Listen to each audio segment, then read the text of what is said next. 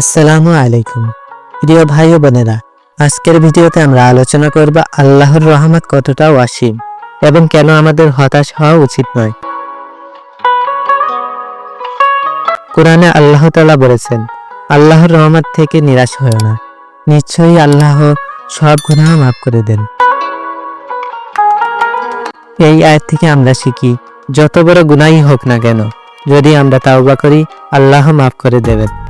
উদাহরণ হিসেবে নবী ইউনূস আলাইহিস সালামের ঘটনা মনে করুন।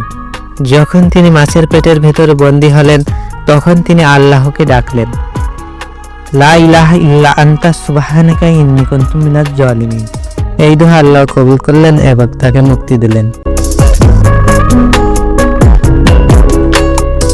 আমাদের জীবনে দুঃখ কষ্ট আসা খুবই স্বাভাবিক।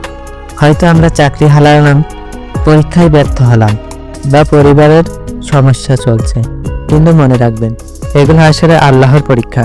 যেমন আল্লাহ বলেছেন, আমি অবশ্যই তোমাদের পরীক্ষা করব।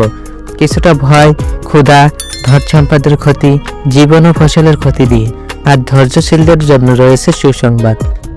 অর্থাৎ দুঃখ কষ্টে হতাশ না হয়ে বরং আল্লাহর দিকে ফিরে আসা উচিত।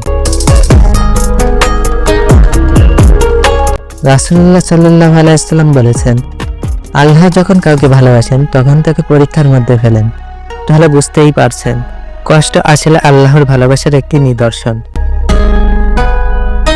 আমাদের করণীয় হচ্ছে নামাজ ঠিকমতো আদায় করা, বেশি বেশি কোরআন তেলাওয়াত করা, দোয়া ও জিকিরে অভ্যস্ত হওয়া এবং সর্বোপরি আল্লাহর রহমতের প্রতি ভরসা রাখা।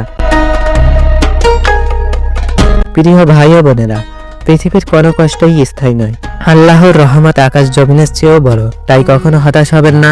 আল্লাহর দরজা সবসময় খোলা।